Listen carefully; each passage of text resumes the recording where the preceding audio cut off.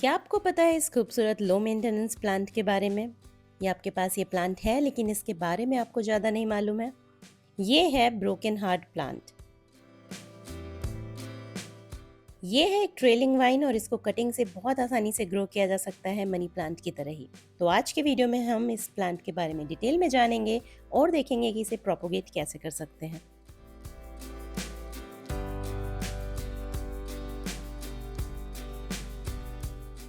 Welcome back friends. मैं हूं स्वाति और आप देख रहे हैं बैकयार्ड गार्डनिंग।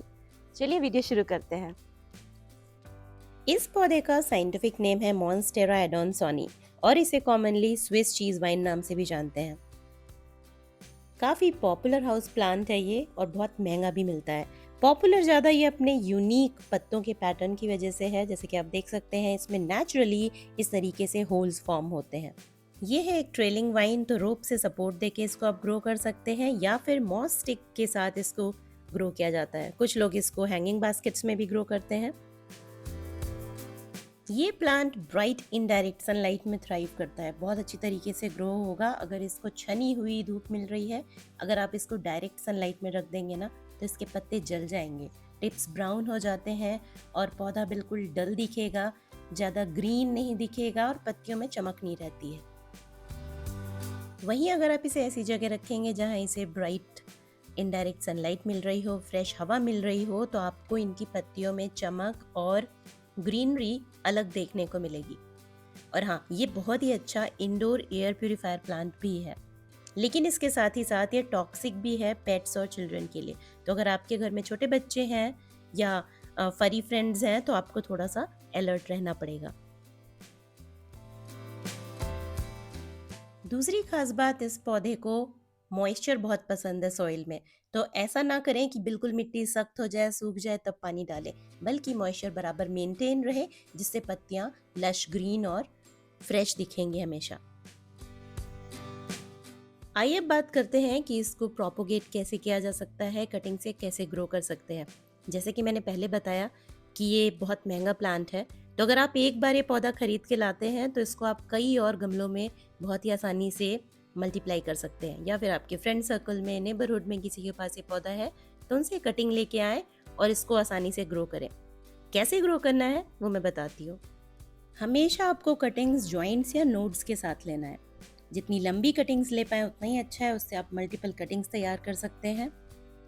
मैं हमेशा रिकमेंड करती हूँ कि कुछ ऐसे प्लांट्स जो कॉस्टली होते हैं लेकिन कटिंग से ग्रो करना जिन्हें आसान होता है, उनको कई पॉट्स में आप इस तरीके से प्रोपोगेट करते रहें। स्पेशली ऐसे प्लांट्स जो मॉस्टिक में ग्रो करते हैं, क्योंकि जब आप कट करेंगे तो वहाँ से फर्दर नई शूट्स कई सारी निकलेंगी और आपका प्लांट हमेशा बुशी होगा।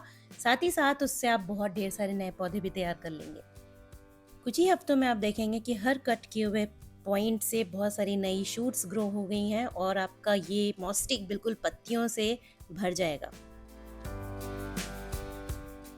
तो ये मदर प्लांट से मैंने कुछ कटिंग्स ले ली हैं और इन्हीं से मैं मल्टीपल कटिंग्स तैयार करूंगी।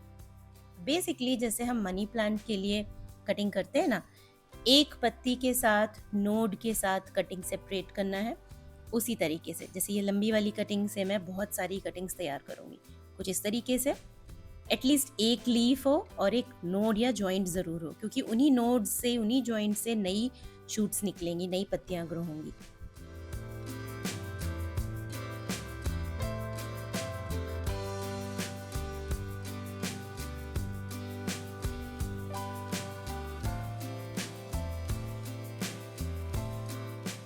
तो चलिए, हमारी कटिंग्स तो तैयार हो गई हैं, अब देखते हैं इन्हें लगाना कैसे है। तो यहाँ पे मैं ये कटिंग्स ग्रो करने के लिए दो अलग साइज़ के पॉट्स ले रही हूँ। इन दोनों में ही ड्रेनेज होल्स हैं और इसके अलावा मैं कुछ कटिंग्स पानी में भी डालूंगी। तो सबसे पहले तो ड्रेनेज होल को कवर करने के लिए मैंने यहाँ पे लिया है स्फैग्नम मॉस। आप चाहे तो कोकोनट हस्क भी यूज़ कर सकते हैं, कोई पेबल भी यूज़ कर सकते हैं। ये इतना अच्छा मीडियम है कि इससे क्या होगा ना कि एक्सेस वाटर के साथ साथ मिट्टी भी ड्रेन आउट नहीं होगी पानी डालने पे। साथ ही साथ ये पूरी तरीके से चोक भी नहीं करता है ड्रेनेज होल। तो अब आपको करना है पॉटिंग मिक्स पॉट्स में भर दें, उसके बाद ही हम इनकी कटिंग्स को डालेंगे। अब हम बात करें कि पॉटिंग मिक्स में डालना क्या क्या है।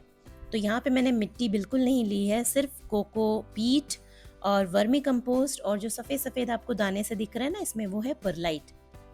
लाइट वेट होता है ये टोटल मिक्सचर कोकोपीट, परलाइट और वर्मी कंपोस्ट का।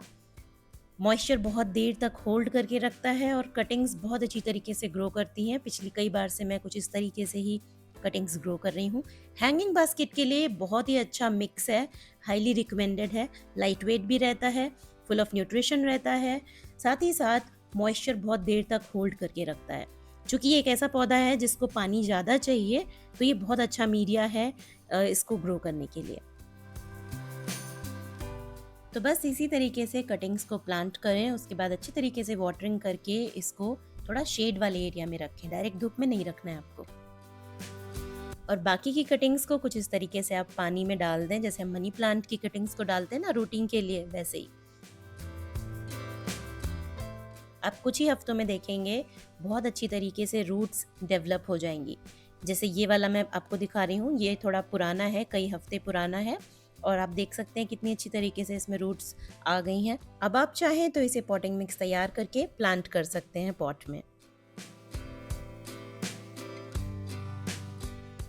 अब एक लास्ट टाइप बताती हूँ इसको ग्रो करने का। सपोज आपने कुछ कटिंग्स कुछ इस तरीके से ली हैं जिसमें जॉइंट्स तो हैं, नोड्स तो हैं, लेकिन एक भी पत्ती नहीं है। कोई बात नहीं, आप इन कटिंग्स को भी पानी में डाल दें। कुछ हफ्तों में आप देखेंगे नई नई पत्तियां ग्रो होने लगेंगी हर जॉइंट से, हर नोड से। तो आप इसे वेस्ट समझ के फेंके नहीं, ये भी बहुत काम की कटिंग्स हैं। इनसे भी आप नए पौधे तैयार कर सकते हैं बहुत सारे नए गमलों में।